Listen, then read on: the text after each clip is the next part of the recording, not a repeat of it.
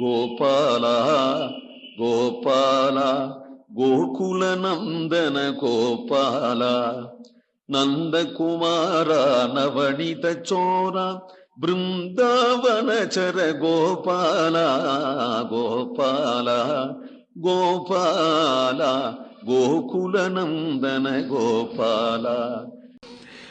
ஆயர் குலத்தினில் வந்து தோன்றிய அஞ்சன வண்ணன் தன்னை தாயர் மகிழ ஒன்னார் தளர தளர் நடை நடந்ததனை வேயர் புகழ் விட்டு சித்தம் சீரால் விரித்தன உரைக்க வல்லார் மாயல் மணிவண்ணன் தாழ்வணியும் மக்களை பெறுவர்களே.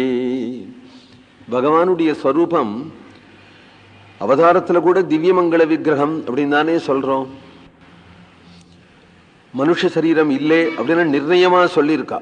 பீஷ்மர் சொல்றார், மகாபாரதத்துல வால்மீகி சொல்றார், தாரையே சொல்றார், மனுஷ தேகாபியுதயம் விகாய திவ்யேன தேகாபியுதயேன யுக்தா அப்படின்னு தாரை சொல்றாள். பாகவதத்துல பிரம்மாவை சொல்றார், பாஞ்சபௌதிகமான சரீரம் இல்லை என்று சொல்லுகிறாள். அவதாரத்திலேயே அப்பேற்பட்ட திவ்யமான ஸ்வரூபத்துல போய் இந்த மலமுத்ராதிகள் உண்டு அப்படின்னு சொல்லலாமோ? இது உண்டோ கண்ணனுக்கு? அவனுடைய திருமேனிலேன் இது உண்டுன்னு சொன்னதுனால குற்றம் இல்லை, அதுவும் திவ்யம்தான். எப்போ எப்போ அது திவ்யமோ, அது திவ்யமா இருக்கிறதுனால இதுவும் திவ்யம்தான். இதுவும் திவ்யம்தாங்கும் பொழுது இது கங்கா நதியை விட ஒசத்தியான விரஜா நதி ஸ்நானம் போல ஆயிடுத்து யசோதைக்கு. இதுவும் திவ்யங்கிறதுனால ஒரு கால் அது மாதிரி ஒரு லீலை அவன் செய்யலேன்னு வச்சுப்பான்.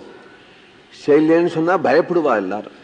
ஏன்னா குழந்தைக்கு என்னவோ தெரியலையே, உடம்பு சரியில்லையே, அது சரியா மோஷனாகலையே, அதுக்கு என்னவோ தெரியலையே, அவளுக்கு ஒரு கிளர்ச்சியை உண்டாக்குவானே, அம்மாவுக்கெல்லாம் ஒரு கிளர்ச்சியை உண்டாக்குவானே, அதனால அப்படி ஒரு லீலையையும் பண்ணிவிடுவோமே என்று நினைத்து கொண்டு மனுஷ சேஷ்டகையே பூர்ணமாக அனுசரிக்கிறதுனால கண்ணன் செய்கின்ற ஒரு லீலை என்றுதான் சொல்லணும். இத ஆயர் குலத்தினில் வந்து தோன்றிய அஞ்சன வண்ணன் தன்னை தாயர் மகிழ, தாய் ஒருவள் தான் யசோதான் அப்படின்னாலும் கூட தாயர்னு பன்மையா சொல்லுவானேனால் யசோதையோட கூட இருக்கக்கூடிய எல்லா கோபிமார்களும் சேர்ந்து கண்ணனுக்கு தாய்களாக ஆயிட்டதனாலே அவர்களுக்கு வேற வேலை இல்லாம அனவரதமும் கண்ணனையே வைத்து கொண்டு அவர்கள் கொஞ்சி குலாவி பாடி அனுபவித்து கொண்டிருக்கக்கூடிய அவர்கள் ஒன்னார் தளர, ஒன்னார்னா ஒற்றாதவர், ஒற்றி கண்ணனிடத்துல சேராதவர்களான விரோதிகளான கம்சா சிசுபாலாதிகள் அவர்கள் தளர்ந்து போகும்படி நீ தளர்நடை நட என்று தளர்நடை நடந்ததை வேயர் புகழ் விஷ்ணு சித்தன் சீரால் விரித்தன உரைக்க வல்லார்.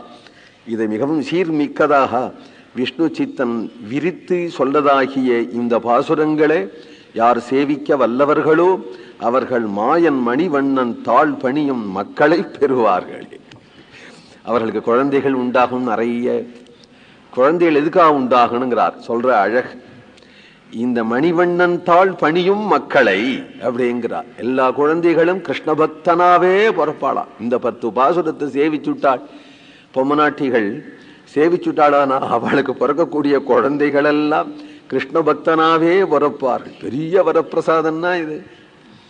அப்படி ஒரு அனுகிரகம் செய்கிறார். கோவிந்த நாம சங்கீர்த்தனம்.